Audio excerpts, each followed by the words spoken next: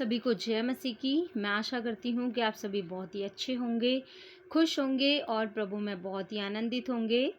और आज का जो वचन है मैं आप सभी के सामने रखना चाहती हूँ, जैसे कि परमेश्वर ने बताया है हमें। ठीक है, तो आज का जो वचन है हम पढ़ेंगे यहेजकेल की पुस्तक, उसका 33 अध्याय और उसका हम 10 से पढ़ना शुरू करेंगे, जिसमें लिखा है व्यक्तिगत जिम्मेदारी। यस, व्यक्तिगत जिम्मेदारी मतलब परमेश्वर ने हम सबके लिए बोला है। तो देखिए, अगर आप भी अपनी लाइफ में निराश हो चुके हैं, हताश हो चुके हैं, और आज अगर कोई भी भाई बहन मेरी इस बात को, मेरे इस वीडियो को अगर सुन रहा है, तो आज वो परमेश्वर का वचन उससे आज बात करेगा। आज परमेश्वर का आत्मा उस भाई से, उस बहन से बात करेगा। क्योंकि देखिए, ऐसा होता है कि हमारी लाइफ में अगर हमसे बहुत सारे पाप हो जाते हैं, ठीक है, या हमने पापों में जीवन बिताया है, तो हम सोचते हैं कि हम परमेश्वर के योग्य नहीं, या फिर हम परमेश्वर के सामने नहीं आ सकते, या परमेश्वर तो हमसे कभी प्यार कर ही नहीं सकता। ठीक है, तो आज की वीडियो आप ही के लिए है। आप मेरी वीडियो को स्किप मत करना, एंड तक ज़रूर देखना। ठीक है, तो जो परमेश्वर का वचन हमें बताता है वो आज हम पढ़ेंगे। परमेश्वर का वचन कहता है, फिर हे मनुष्य के संतान, इज़राइल के घराने से यह कह कि तुम लोग कहते हो हमारे अपराधों और पापों का भार हमारे ऊपर लदा हुआ है और हम उसके कारण गलते जाते हैं, हम कैसे जीवित रहें।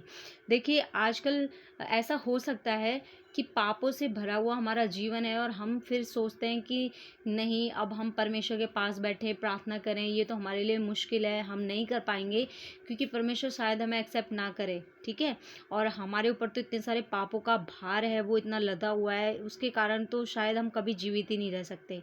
ठीक है, वो बिल्कुल आशा खो चुके हैं। तो परमेश्वर का वचन, परमेश्वर का आत्मा आज उनसे बात कर रहा है। परमेश्वर का वचन कह रहा है, इसलिए तू उनसे यह कह कि परमेश्वर यहोवा की ये वाणी है, मेरे जीवन की सौगंध। देखिए, परमेश्वर अपने जीवन की सौगंध खा रहे हैं। परमेश्वर कह रहे हैं बड़े प्रेम के साथ। ठीक है, तो आप देखिए, परमेश्वर के प्रेम को यहाँ समझने की कोशिश करें। परमेश्वर क्या कहना चाहते हैं? परमेश्वर कह रहे हैं कि मैं दुष्ट के मरने से कुछ भी प्रसन्न नहीं होता। क्या आपको ऐसा लगता है कि परमेश्वर दुष्ट के मरने पर प्रसन्न होता है?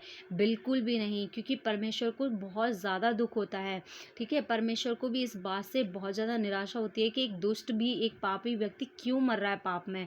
ठीक है, तो फिर परमेश्वर का वचन बताता है, परंतु इससे कि दुष्ट अपने मार्ग से फिरकर जीवित रहे। हालेलुया।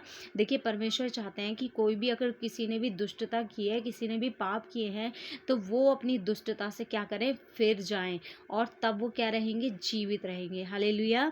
परमेश्वर कहते हैं, हे इज़राइल के घराने, तुम अपने अपने बुरे मार्ग से फिर जाओ और तुम क्यों मरो।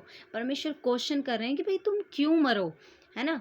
क्योंकि परमेश्वर को भी तकलीफ होती है जब कोई भी एक जन भी अगर पाप में घिर करके मरता है। ठीक है, अगर वो दुष्टता करता करता या व्यभिचार में पड़ा हुआ या नशे की लत में पड़ा हुआ अगर वो मर जाता है, क्योंकि परमेश्वर ने बड़े प्यार से इस शरीर को रचा है ना, और परमेश्वर का ये मंदिर है, तो परमेश्वर बिल्कुल भी नहीं चाहते कि परमेश्वर का मंदिर नाश हो। ठीक है, फिर परमेश्वर कहते हैं, हे मनुष्य के संतान, अपने लोगों से यह कहे कि जब धर्मी जन अपराध करे, तब उसका धर्म उसे बचा ना सकेगा। देखिए, ऐसा हो जाता है कि बहुत सारे धर्मी जन हैं, ठीक है, जो कि परमेश्वर के पास नृत्य बैठते हैं, उपवास रखते हैं, वीक में 2 बार 3 बार। ठीक है, परमेश्वर के पास डेली जाते हैं, प्रार्थना करते हैं, बाइबल पढ़ते हैं, दशवांश देते हैं। ठीक है, अपना परमेश्वर को दूसरे लोगों को दान देते हैं जिनको नीड है। ठीक है, ऐसे वो बहुत सारे धार्मिक काम करते हैं, लेकिन कहीं ना कहीं उनसे भी कोई पाप हो जाता है और वो फिर कर परमेश्वर के पास नहीं बैठते। तो परमेश्वर का वचन कहता है कि उसकी भी जो दुष्टता जो उसने की है, वह उससे परमेश्वर का जो वचन है हमें बताता है कि वह जो है, उसका जो अपराध उसने किया है, ठीक है, उस धर्मी जन ने भी अगर कोई अपराध किया है, तो परमेश्वर कहता है कि तब उसका धर्म भी उसे बचा ना सकेगा। क्योंकि देखिए, जब उसने इतने सारे धर्म के काम किए हैं, लेकिन उसने जो पाप किया है, उससे जो गलती हुई है, शायद उसको इस चीज़ का उसे पता नहीं चला कि भाई मैंने कोई पाप भी किया है। ठीक है, तो उसे रिमाइंड नहीं हुआ कि मैंने ये पाप किया है। अगर उस चीज़ को रिमाइंड करता, अपने दिमाग में सोचता कि हाँ भाई मैंने भी कोई पाप किया है, तो वो परमेश्वर के समक्ष जा कर के माफ़ी मांगता। ठीक है, तो आज अगर ऐसा ना सोचें कि कोई धर्मी जन है तो अगर उससे कोई पाप हो गया तो परमेश्वर उसे क्षमा कर देगा बिना कुछ पश्चाताप के। तो ऐसा बिल्कुल भी नहीं है। अगर धर्मी जन से भी अगर कोई भी पाप होता है तो उसे भी परमेश्वर के सामने पश्चाताप करने की आवश्यकता होती है, ठीक है। लेकिन परमेश्वर दोनों पर अनुग्रह करता है, चाहे वो धर्मी जन हो और चाहे पापी व्यक्ति हो। परमेश्वर किसी के साथ पार्शैलिटी नहीं करते, परमेश्वर किसी के साथ भेदभाव नहीं करते, ठीक है। फिर परमेश्वर कह रहे हैं, और दुष्ट की दुष्टता भी जो हो, जब वह उससे फिर जाए तो उसके कारण वह ना गिरेगा, ठीक है। देखिए परमेश्वर ने कितना प्रेम किया है पापी लोगों से, क्योंकि परमेश्वर चाहते हैं कि हर किसी को अवसर मिले, हर किसी को परमेश्वर मौका देते हैं, ठीक है। तो आप बिल्कुल भी ये ना सोचें कि भाई मैं तो पाप में हूँ, अब मैं कैसे परमेश्वर के पास जाऊँ। देखिए परमेश्वर आपको बाहें फैलाकर बुलाते हैं, परमेश्वर आपसे प्रेम करते हैं, तो फिर करके परमेश्वर के पास आइए। हालेलुया।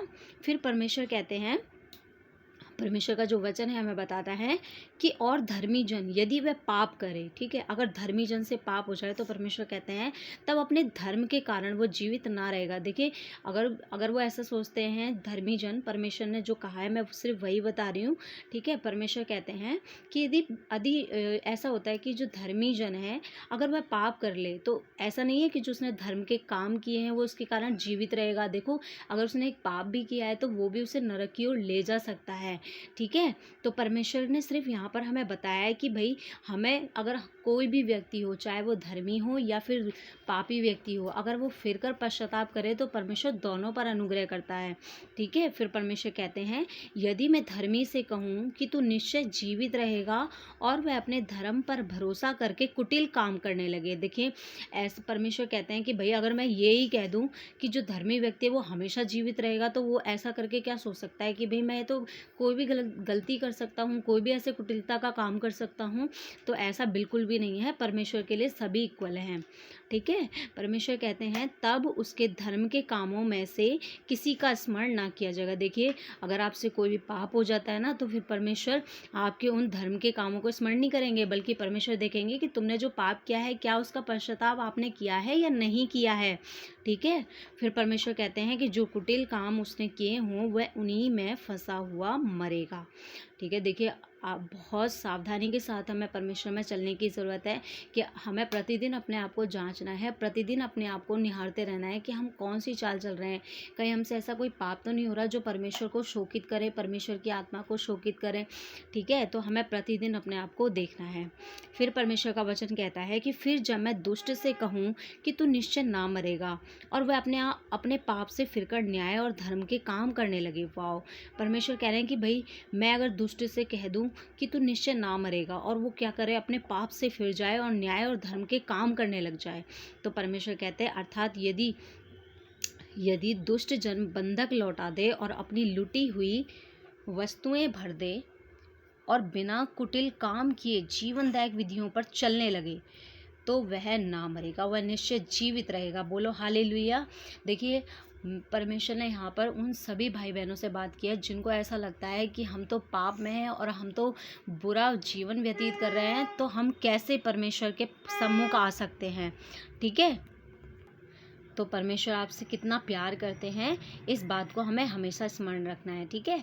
फिर परमेश्वर कहते हैं कि जितने पाप उसने किए हों उनमें से किसी का स्मरण ना किया जाएगा। बोलो हालेलुया।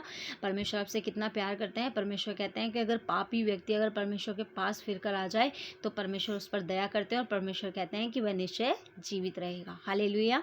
फिर परमेश्वर कहते हैं कि उसने न्याय और धर्म के काम किए हैं और वह निश्चय जीवित रहेगा। बोलो मेरे साथ हालेलुया।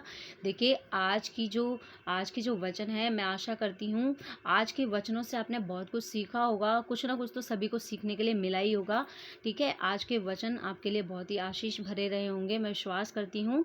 इसी के साथ मैं वीडियो समाप्त करती हूँ। सभी को जय मसीह की। धन्यवाद।